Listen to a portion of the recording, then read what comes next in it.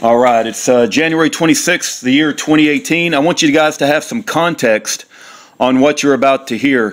For several months, I have been working with Lonnie Vernon to try to get his discovery evidence and his attorney and investigator work product notes, which Lonnie Vernon is entitled to. Lonnie has written a letter that I be delivered that material. I have called the public defender's office in Alaska for several months, and they have put me off and put me off. My shipment from Amazon was delayed for 3 weeks. I'm not sure why that has happened. And Bruce Johnson has given me multiple assurances, and he has been very nice up until this point, where he has said, we will get you the discovery evidence. We did, and he's going to say in his voicemail, and he lies 2 times. He says the discovery is for Schaeffer Cox. It's not only for Schaeffer Cox, it's for Lonnie. Lonnie is my friend. I consider Lonnie a brother in the Lord, and I want Lonnie out of prison. And I believe Lonnie was entrapped. And so I talk to Lonnie on the phone probably once a week, if not more. And I communicate with him via letter, and they have not shut that off yet. Also, Lonnie will probably be moved from prison. So after we started this effort to get the discovery evidence for Lonnie Vernon's case, which you know has a ton of video and a ton of audio of that $300,000 whore, Gerald J.R. Olson, and Bill Fulton, gay turd, reprobate, traitor, Bill Fulton. It has a ton of audio and a ton of video from those 2 individuals trying to set up and entrap Lonnie. I was told that we will get it. That they were also in this in this voicemail you're going to hear. Bruce Johnson said the letter that he received from me. The letter did not come from me. Lonnie sent the letter. Lonnie mailed the letter from prison. Okay, and Lonnie mailed me a copy, and so he didn't receive the letter from me. He received it directly from Lonnie. And when Lonnie tells his attorney to send his discovery and attorney and investigator product notes to me, they're supposed to do it.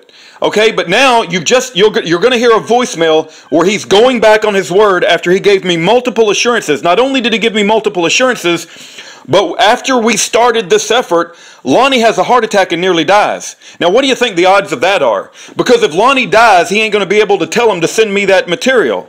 Lonnie had a heart attack and nearly died after we started this effort. Do you understand what I'm saying? They had to move him to the hospital, and they thought he was going to die. Now they're moving him to another prison. And so if he dies, he won't be able to push this issue. This issue has been going on for several months. They've been dragging me along, telling me they're going to send it. And then all of a sudden today, I get this voicemail that you're about to hear, and he tells me, oh, we ain't going to send it. You know, we got better contact this other guy. You just told me multiple times that all you needed was a 2 terabyte hard drive and you would send it. And he knows that the letter came from Lonnie, it didn't come from me. And he knows that it's also for Lonnie and not just Schaeffer Cox. So these attorneys are absolute wicked professional liars. They are professional liars. They don't give a damn about justice. They don't give a damn when innocent people get sent to prison. And so as you hear his voice and you think oh, isn't he a nice guy? He's just got a little bit of bad news. This is after months of being assured that I would get it. This is after Lonnie almost dying. And now they're pulling all their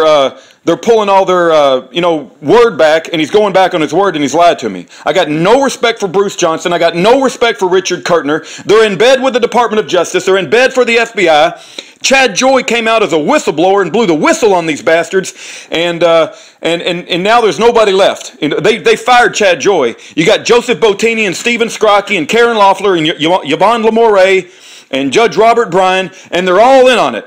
And they know that when this thing gets exposed, and if the public was to see all of the entrapment techniques that was in Lonnie's discovery, that all of them would go down. They cover up for pedophiles. They cover up for the FBI and the Department of Justice, but it's not going to be covered up for long.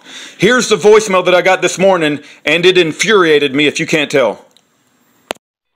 Hello, Mr. Davis. This is Bruce Johnson with the Federal Defender's Office. I'm calling you to let you know that after our conversation, I was in contact with the Federal Defender's Office out of Seattle. It's my understanding that the discovery that you are requesting is really for Mr. Cox. We don't have any problems providing the discovery to Mr. Cox's attorneys in Seattle. and that's what we're going to do.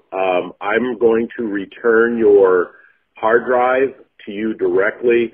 The other problem that we have is the letter that we got from you is not sent from Lonnie directly, and it's not even an original, and it's not notarized. So I can't release this type of discovery out without talking to Lonnie directly. The Seattle office is going to contact Lonnie directly. If you have any further questions, you need to direct them to the Seattle Federal Defender's Office. I've spoke with my boss as well, Rich Kurtner, and he's in concurrence with this. I'm sorry we can't do it, but we will provide Mr. Cox with Mr. Vernon's discovery, and that's my understanding that's the purpose of this. So, again, all future correspondence regarding this discovery should go through the Federal Defender's Office out of Seattle, and I will have your hard drive sent out. I haven't even opened it. I will have it sent out to you today. Thank you.